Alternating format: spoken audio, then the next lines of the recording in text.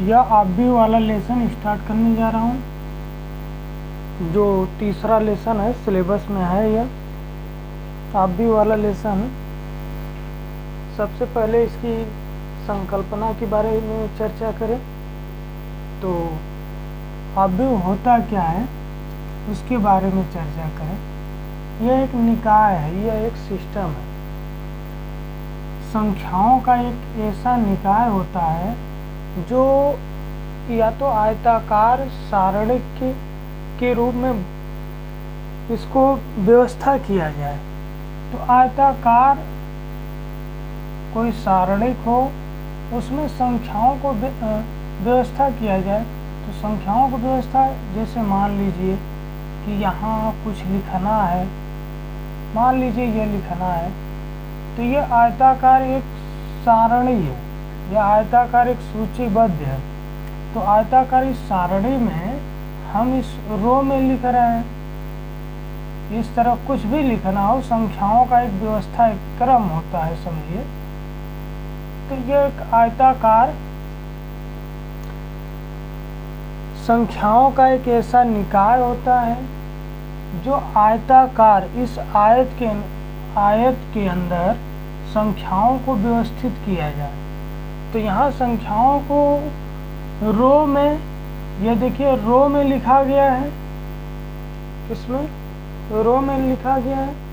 दूसरा, यह दूसरा रो में लिखा गया है, यह तीसरा रो में लिखा गया है। तो यह आपका रो पंक्ति 1 है, रो पंक्ति जिसको हिंदी में पंक्ति कहते हैं, यह 2 है, यह 3 है। तो यह रो में लिखा गया है, आयताकार ही सारणी है।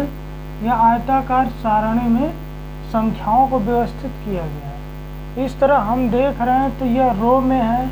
अगर हम इस तरह देखें तो यह कॉलम में होता है, C1 पहला कॉलम है। इस तरह देखें तो दूसरा कॉलम है, इस तरह देखें तो तीसरा कॉलम है। तो संख्याओं को रो में लिखा गया है, इस तरह देख रहे हैं, और इस तरह देख रहे हैं तो संख्याओं को कॉलम में लिखा गया, जिसको स्तंभ कहते हैं। स्तंभ फर्स्ट है, स्तंभ सेकेंड है, स्तंभ थर्ड है। इसको पंक्ति कहते हैं। पंक्ति 1 है, पंक्ति 2 है, पंक्ति 3 है। तो इस तरह से हम संख्याओं को या पंक्ति और स्तंभ की तरह से एक आयताकार सारणी में संख्याओं को व्यवस्थित करते हैं। तो यह जो बनकर तैयार होता है, इसी निकाय को, इसी सिस्टम को मैट्रिक्स कहते हैं, आबवी कहते हैं। ये तो इसकी परिभाषा की बात हो गई। तो परिभाषा एक बार फिर से सुन लीजिए, ये तो एग्जाम्पल दिया हूँ उसी को जोड़कर बताया। परिभाषा इस तरह कहेंगे, संख्याओं की एक निकाय की आयताकार सारणी के रूप में। तो संख्याओं के एक निकाय, संख्याओं के एक निकाय जो आयताकार सारणी के रूप में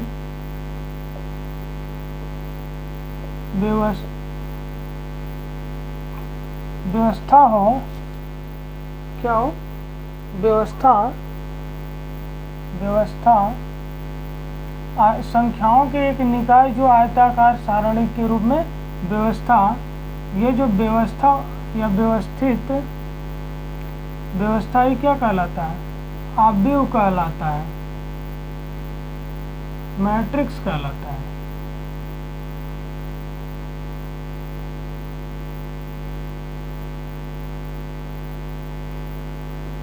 तो देखिए संख्याओं का एक क्या है, सिस्टम है, निकाय है, एक निकाय है जो आयताकार सारणी के रूप में व्यवस्थित होता है।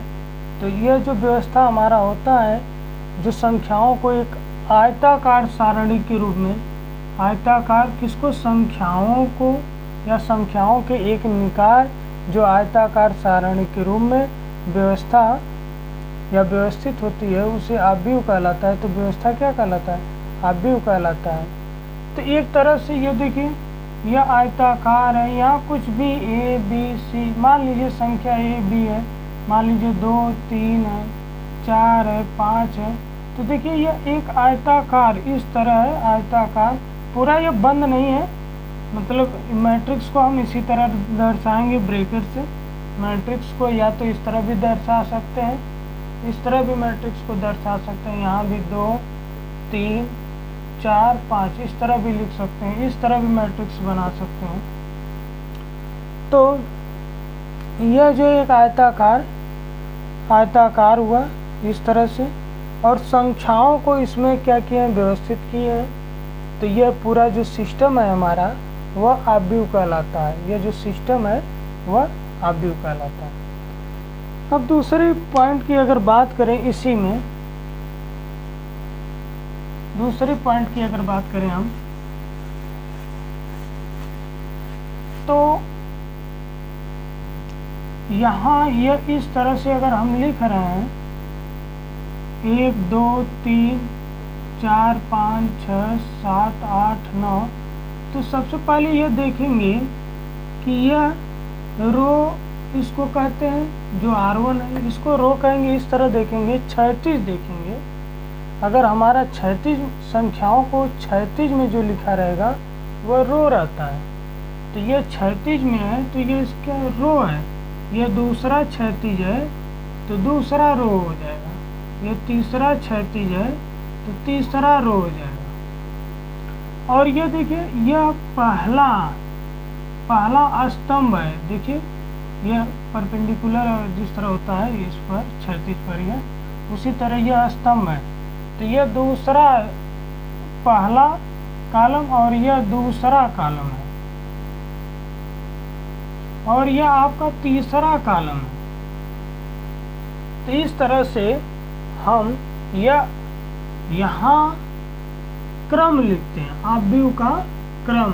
तो यहाँ डबल सफिक्स होता है, यहाँ डबल सफिक्स इसलिए होता है, यहाँ जो लिखते हैं क्रम आर्डर वह डबल सफिक्स होता है। आप इस तरह सुने होंगे कि मान लीजिए ए सफिक्स में 1 है, ए सफिक्स में 1 है, डबल सफिक्स मतलब ए 1 भी और 2 भी है, तो पहला सफिक्स दूसरा सफिक्स। उसी तरह इस आयताकार सारणिक में जो संख्याओं को व्यवस्थित किए हैं तो उसका यहाँ क्रम होता है, वह क्रम डबल सफिक्स में लिखा जाता है। डबल सफिक्स में अब देखिए, यह ब्रैकेट बनाइए चाहे मत बनाइए, तो यहाँ जो है पहले रो लिखते हैं, रो की संख्या यहाँ देखिए 1 2 3 है, तो पहले यहाँ रो लिखेंगे, उसके बाद यहाँ पहला सफिक्स हो गया गुणे, दूसरा सफिक्स होता है कॉलम, तो यही सफिक्स के रूप में लिखते हैं। तो यह सफिक्स जो है आव्यूह का क्रम कहलाता है, आव्यूह का या आव्यूह का क्रम कहलाता है। यहाँ जो सफिक्स डबल सफिक्स में लिखते हैं वह आव्यूह का क्रम कहलाता है। तो यहाँ से यह रो है, तो रो यहाँ देखिए 3 है तो 3 लिखेंगे, कॉलम कितना है 3 है 3 लिखेंगे। थोड़ा एग्जांपल और ले लिया जाए, मान लीजिए 1 2 है 3 है 4 है, तो यहाँ रो की संख्या 1 है, यह पहला रो है, यह रो की संख्या दूसरा है, यह दूसरा रो है, यह तो आपका पहला रो हो गया, इस तरह से आपका फर्स्ट रो है और इस तरह आपका सेकेंड रो है।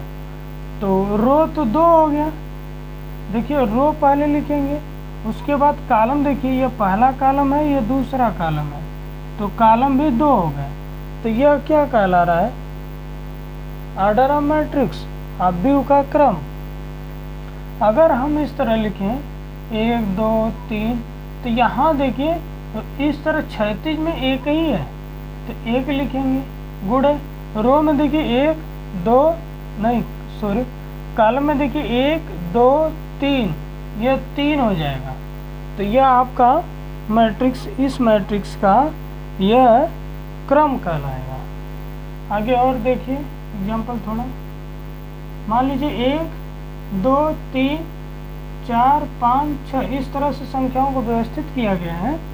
तो यहाँ देखिए यह रो कितना है, R1 है, मतलब पहला रो। यह क्षैतिज अवस्था में दूसरा है तो रो दूसरा हो जाएगा। यहाँ देखिए यह जो है कॉलम फर्स्ट है, यह देखिए कॉलम सेकेंड है, यह कॉलम थर्ड है। तो पहले रो लिखेंगे, रो क्या है, पहले 2 है 2 लिखेंगे, फिर कॉलम लिखेंगे, कॉलम क्या है 3 है 3 लिखेंगे। तो इस तरह से एग्जाम्पल है इसका। तो हम क्या, पहली बात तो इसकी संकल्पना जो कंसेप्ट है, परिभाषा है, डिफिनीशन है, वह समझे हैं। तो उसका परिभाषा यह हुआ है कि संख्याओं को देखिए, संख्याओं को एक आयताकार सारणी के रूप में जो व्यवस्थित किया गया है, यह सारणी के रूप में यह जो व्यवस्थित किया गया, तो यह जो निकाय बनकर तैयार हो रहा है, यह जो सिस्टम बनकर तैयार हो रहा है, इस सिस्टम को ही हम क्या करें, आव्यूह करें। यह भी देखिए संख्याओं को व्यवस्थित किया गया है, यह आयताकार के रूप में व्यवस्थित किया गया है, तो यह भी क्या है, आव्यूह कहला रहा है, यह भी आव्यूह। अब दूसरा पॉइंट यह बताया आव्यूह का क्रम। तो पहले रो और कॉलम लिखेंगे, तो रो और गुणे कॉलम जो होता है यह डबल सफिक्स में होता है। देखिए यह सफिक्स में है, डबल सफिक्स में है, 1 और 3 यह पहला है। पहला जो सफिक्स होता है, पहला जो होता है वह रो को शो करता है, दूसरा जो सफिक्स होता है वह कॉलम को शो करता है। तो इस तरह से यहाँ भी सफिक्स है, यहाँ भी सफिक्स है, किंतु यहाँ हर जगह 2 सफिक्स होता है, पहला सफिक्स और दूसरा सफिक्स। पहला में रो को शो करेगा, दूसरा कॉलम। यहाँ देखिए यहाँ भी सफिक्स डबल सफिक्स है। तो यहाँ पहला सफिक्स जो है, पहला सफिक्स रो को रिप्रेजेंट कर रहा है, दूसरा सफिक्स जो है कॉलम को रिप्रेजेंट कर रहा है। तो इस तरह से आपका यह ऑर्डर ऑफ मैट्रिक्स, आव्यूह का क्रम हुआ, यह आव्यूह का क्रम हुआ। दूसरी बात, इसी में अगर हम चर्चा करें आगे थोड़ा, तो यहाँ आव्यूह की परिभाषा और आव्यूह का क्रम 2 चीज डिफाइन हुआ है। आगे अगर बात करें इसी में, ध्यान से देखिएगा, व्यापक आव्यूह का जो व्यापक मान किस तरह से बनाते हैं, उसका व्यापक मान, आव्यूहों का व्यापक मान, इसको थोड़ा और बड़ा कर दे रहा हूं। चलिए यहाँ अगर कोई चीज लिखेंगे तो इस तरह भी पहला है और इस तरह भी पहला है। तो यहाँ भी अवयव में भी सबसे पहली बात कि मैट्रिक्स को कैपिटल से डिनोट करते हैं। यहाँ ABCD XYZ जो भी हो वह कैपिटल से होता है, मैट्रिक्स को कैपिटल से डिनोट किया जाता है। और दूसरी बात कि जो मैट्रिक्स के अवयव रहते हैं वो किसी रूप में हो सकते हैं, संख्याएं जो होती हैं वो किसी। तो यह मैट्रिक्स को यहाँ देखिए, यह पहला, आप देखिए इसमें पहला रो है, तो पहला रो इस तरह देख रहे हैं, कॉलम भी पहला है। तो यह डबल सफिक्स जो यहाँ लिख रहे थे, तो यहाँ प्रत्येक अवयवों को रिप्रेजेंट करना है, तो यहीं पर हम सफिक्स लगा देंगे कि यह जो है शो कर रहा है पहला रो पहला कॉलम को। यहाँ देखिए यह जो है पहला रो में तो पहले में ही लिख रहे हैं, कॉलम चेंज हो गया ना, यह पहला कॉलम था तो इस तरह देखेंगे दूसरा कॉलम। यहाँ पहला ही क्षैतिज है, पहला ही पंक्ति है, पहला ही रो है, तो फर्स्ट लिखे हैं, पहले रो लिखते हैं उसके बाद कॉलम लिखते हैं, तो तीसरा आप कॉलम हो जाएगा। इस तरह से यह पहला तो रहेगा, लास्ट का अगर कहें तो A1 तो रहेगा, किंतु अगर हम कॉलम की बात करें तो कॉलम यदि M हो या N हो, किसी तरह मान लें आप, तो मान लीजिए N या M, तो M पंक्ति है, 1 यम पंक्ति नहीं है, स्तंभ है। 1 2 3 इस तरह से स्तंभों की संख्या यम है। यम तक स्तंभ है, स्तंभ यहाँ मैं मान लिया हूँ यम तक स्तंभ है, ठीक है। तो इस वजह से यह यम लास्ट वाला जो रहेगा वह यम है, यम तक लेकर स्तंभ बना है। यहाँ आएंगे तो यहाँ देखिए अब इस पहले रो को छोड़ दिए, पहली क्षैतिज लाइन को छोड़ दिए, अब दूसरी क्षैतिज लाइन में जा रहे हैं तो 2 होगा। और इस तरह देखेंगे, इस तरह देखेंगे, स्तंभ में देखेंगे तो पहला ही है। यहाँ आएंगे तो यह तो इसी दूसरे ही लाइन में है, दूसरे ही क्षैतिज अवस्था में, दूसरे ही रो में है, दूसरे ही पंक्ति में, इसलिए 2। अब यहाँ देखिए स्तंभ या कॉलम यह दूसरा हो जाएगा। देखिए यह पहला है, यह दूसरा है। यहाँ आएंगे तो यह तो दूसरा रहेगा और कॉलम तीसरा। इस तरह से यह 2 और यम, यम तक स्तंभ बना है, 2 यम। यहाँ A31 क्योंकि यह पहला रो, दूसरा रो, अब यह तीसरी लाइन, तीसरी रो, ये तीसरी रो है तो 3। अब पिलर देखिए, स्तंभ जो है या कॉलम जिसको कहते हैं वह पहला ही। यहाँ देखिए A32 क्यों? क्योंकि रो तो आपका तीसरा ही है, कॉलम आपका दूसरा हो जाएगा। यहाँ A33 इस तरह से यह A3M होगा। आगे इस तरह से चर्चा करेंगे तो यह चलता जाएगा इस तरह से। तो यहाँ जो आएगा, मान लें पंक्ति जो है, पंक्ति कितना हो, n हो, तो अब पंक्ति n है तो यह तो देखिए यह स्तंभ देखिए लास्ट वाला जो है स्तंभ, यह 1 1 1 लास्ट वाला, तो यह एक ही रहेगा। किंतु अब पंक्ति अगर n मान रहे हैं तो यहाँ n हो जाएगा। इस तरह से जाते जाते अगर यहाँ बात करें तो n यम हो, n जो है आपका, n पहले पंक्ति होता है, n पंक्ति लिखा गया, यम जो है स्तंभ। तो यहाँ इसका जो पंक्ति गुणे स्तंभ होता है, इसको स्तंभ को C से डिनोट करते हैं, पंक्ति को R से डिनोट करते हैं, जिसको कॉलम और रो कहते हैं। तो यहाँ देखिए रो होता है, रो क्या है, n है, n और गुणे C, स्तंभ, स्तंभ क्या है, यम है। तो यह क्रम हो गया। तो यह व्यापक मान हुआ है जिसको हम आव्यूह को क्या कर रहे हैं, रिप्रेजेंट कर रहे हैं, दर्शा रहे हैं। तो इतना फिलहाल आपको बढ़िया से अभी छोटी छोटी बातें बताए गए हैं। अब इसके बाद चर्चा करूंगा आव्यूह के प्रकार में। जब दूसरे वीडियो बनाऊंगा तो उसमें मैं आव्यूह का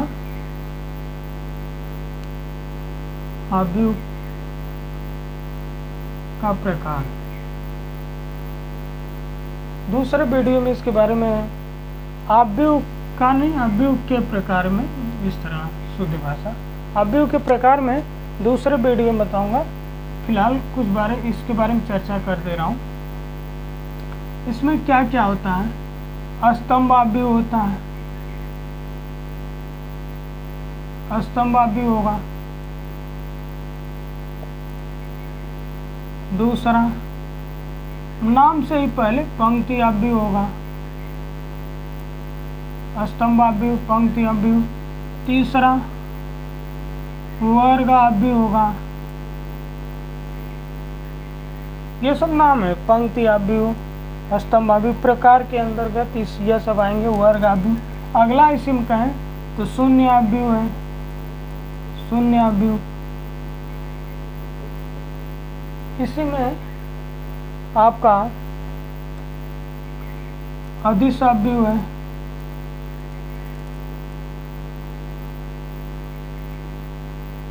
इसी में बात करेंगे। अदिश आव्यूह के बाद विकर्ण आव्यूह,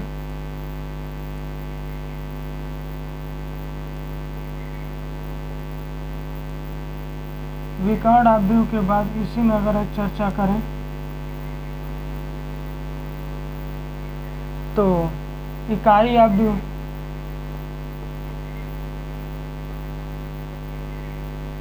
यहाँ भी आव्यूह ही लिख दे रहा हूँ।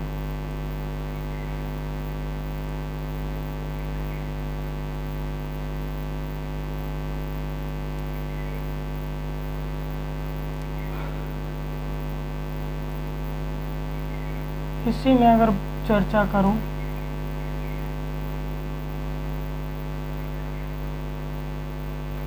एक उच्च नाम होता है, एक अलग से नाम है उप त्रिभुजीय आव्यूह या निम्न त्रिभुजीय आव्यूह। तो निम्न त्रिभुजीय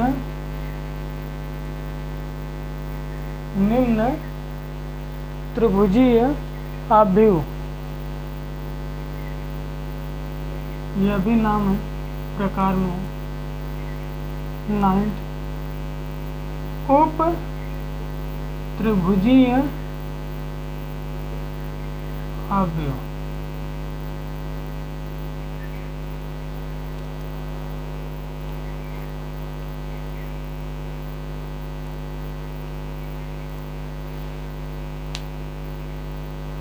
तो यह आव्यूह के प्रकार में है, इसकी चर्चा अगले वीडियो में करूँगा। तो यही वीडियो क्लोज कर रहा हूँ।